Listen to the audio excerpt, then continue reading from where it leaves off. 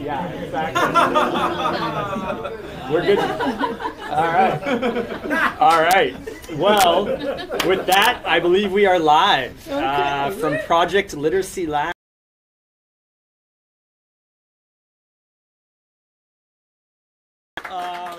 And I could not.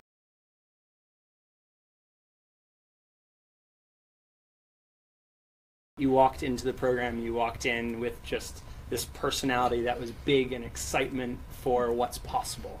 Wow. And maybe let's kick things off actually from the very beginning. All right. And I'm curious where you got your career started, actually. Ooh. Before WizeNoze, All right. before all the awards. Yeah. We'll get to those later. Oh, but okay. Tell me a little about where you started. Right. So I have no idea what's going to happen here, right? It's not like I prepared something, so it's totally unexpected what's happening here. Well, it's easy to talk about myself, so yeah. So I'll skip the very early part. I studied literacy actually, but my career started at Microsoft. And I joined Microsoft when it was a very small organization in the Netherlands. We were only with, I think, less than 20. And when I joined, Windows 95 was just released.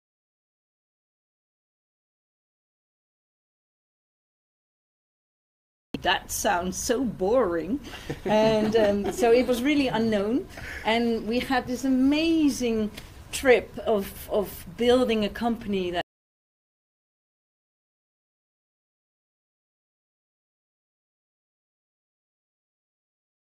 when Bill Gates left the organization, actually. The effect of the founder leaving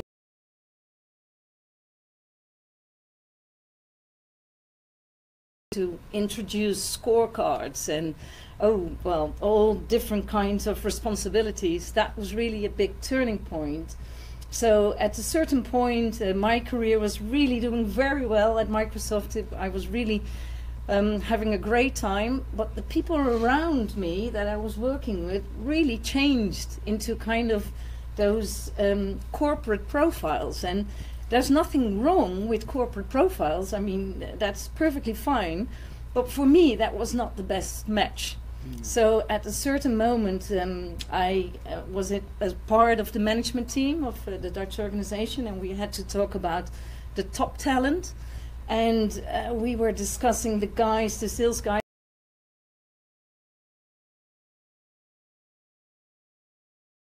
Did not change the system, and I didn't have a plan, but I only knew that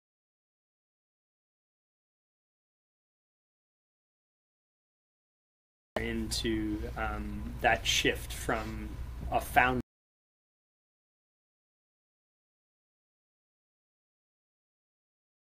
That's something that a lot of our entrepreneurs think about. Right.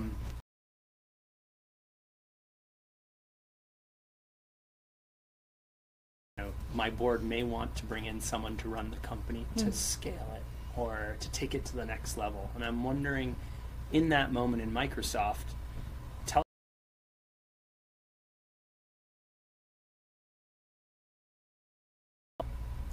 Yeah, so I think the sentiment really became clear half a year later.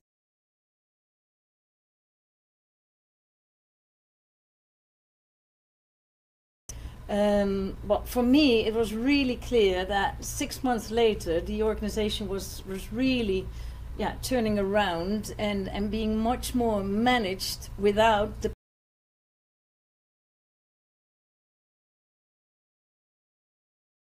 and I was there in the audience, and it was just amazing because those guys, they loved what they were doing. And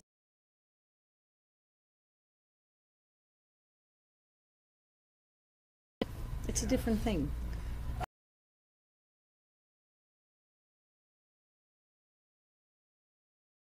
And some people feel very good in a big environment and are very happy there, and so that's also perfectly fine. For me, it didn't fit anymore. Yeah. So tell us a little bit about the passion that you then directed yourself into, and where you went after Microsoft. Yeah. So I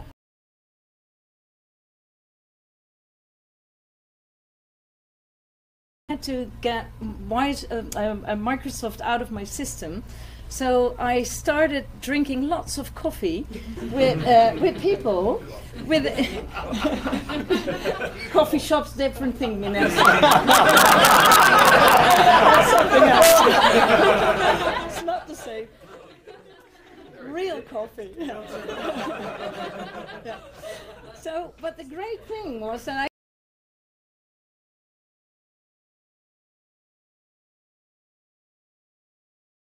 inspires you. And for me, that was really a great process, because every time I talk to, I don't know, guys with great responsibility, I was like, okay, all right, well, you like what you're doing, but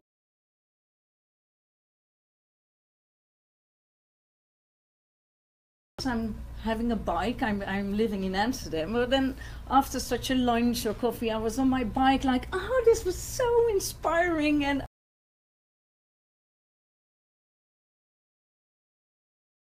corporate background, but my heart was saying, you need,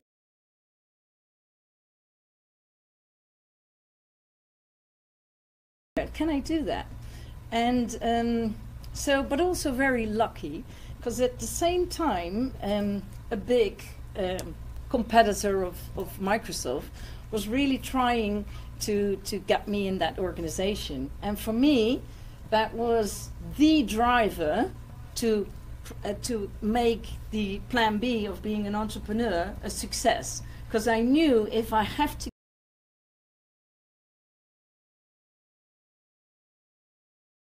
paid salary, I'm really going to be miserable. But the alternative was to choose for my own company with really nothing. There was no paycheck, no nothing. Yeah. And I'm married, I have 3 children and a mortgage, everything. So yeah, it was amazing actually that I had the opportunity to make that decision. Yeah. Was there any moment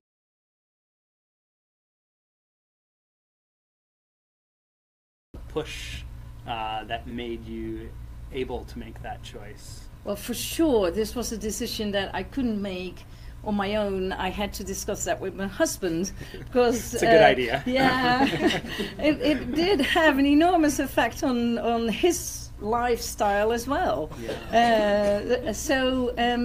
But oh, sorry. But he was incredible, and he saw that. With this new idea of what I'm doing right now, he said, Diane, come on, you're shining when you talk about, you know, being an entrepreneur, and you feel terrible and miserable when you talk about corporate opportunities. So yeah. Go for it. Yeah. Yeah. So let's fast forward a little bit. Right. Let's share with everyone a little bit about why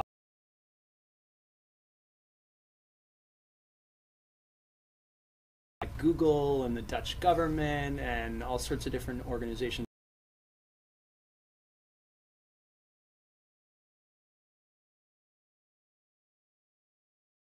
Well, great. So, yeah.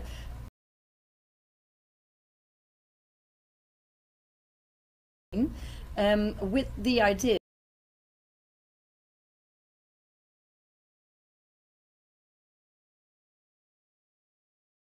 lots of the information on the internet is way too difficult for many people, and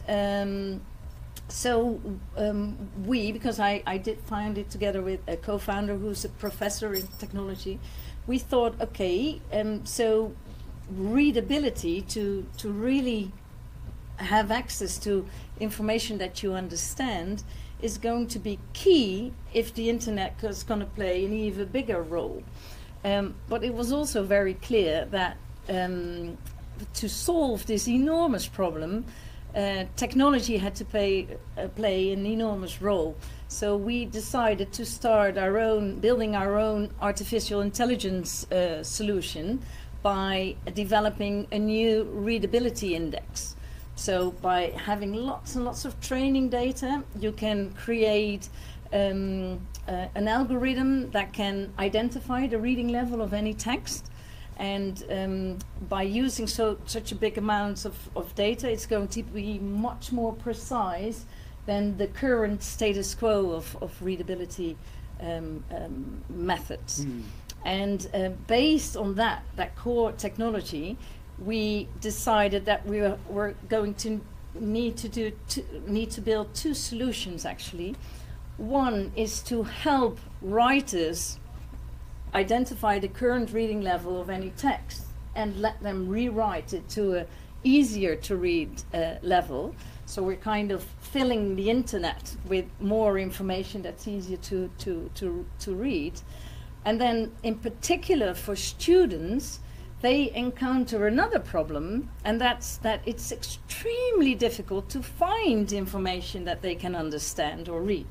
On top of that, we are kind of flying above the internet and identifying websites that are written with a child or a student in mind.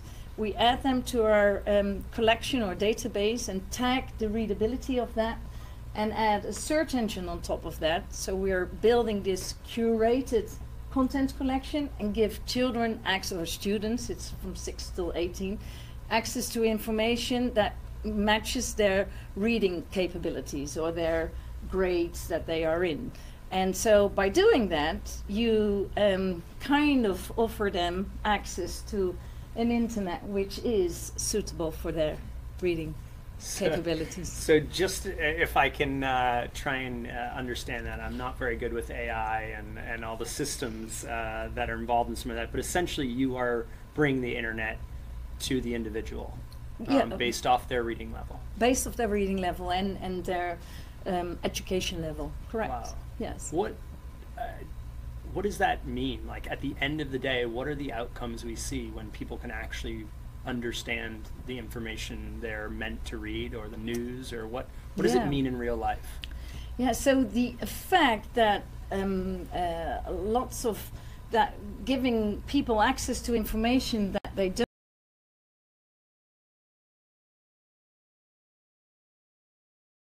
think of patients having to read medical information leaflets that they don't understand, and then they take too many medicines. Or think about a teacher that really wants to give the right information to the classroom, but has to search for hours to find that result that matches the reading level of those different people in the classroom. Think of a student that wants to do their homework, and they have to spend more time in finding an answer to their question instead of understanding the information that they are looking for. So, and governments as well. There is so many miscommunication from governments to a broad community, especially since there are so many second language learners. That it's costing society lots of money, but it's also, more importantly, not helping the community to be educated and to develop themselves. So it's quite a big impact it has. Sounds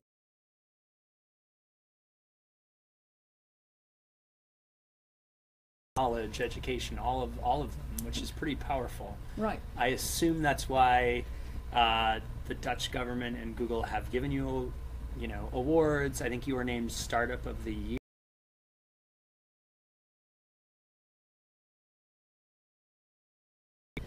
Getting a loan, because it's a loan, I have to pay in so, but getting a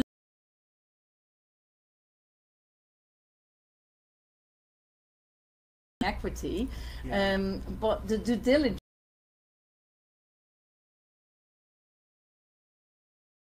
take any risk, and they were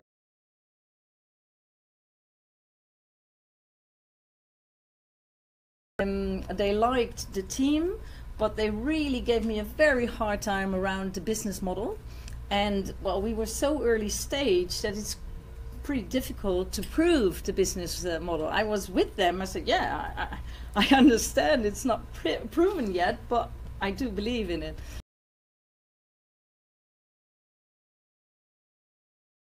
Nice loan, and actually a second one as well, just before summer. And then the Google thing, that was really nice, because people thought, or maybe still think, that part where we give students access to the information is kind of a Google for Kids. And the thing is, I never ever want to compete with Google, because it's a no-win situation. You are never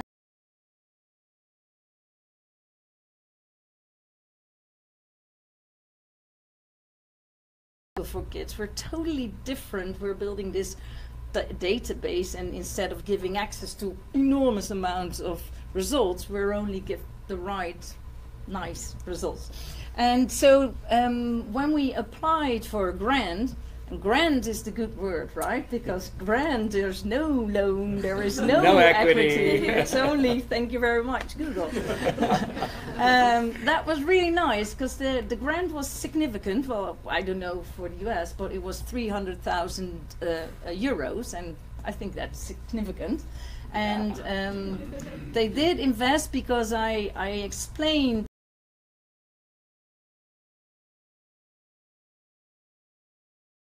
for an easier to read level, and so they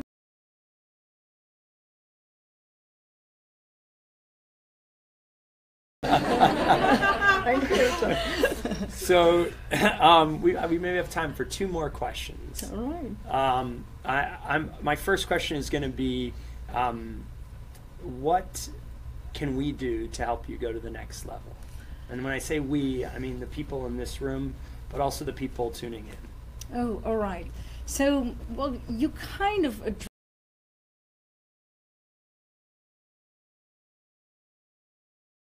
intelligence is that it's really scalable, and you can go right.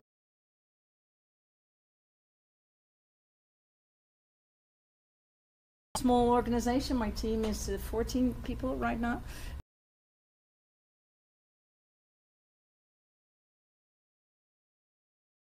Decisions of or to have a real focus, because when the government is asking for our technology, I'm like, yeah, the government.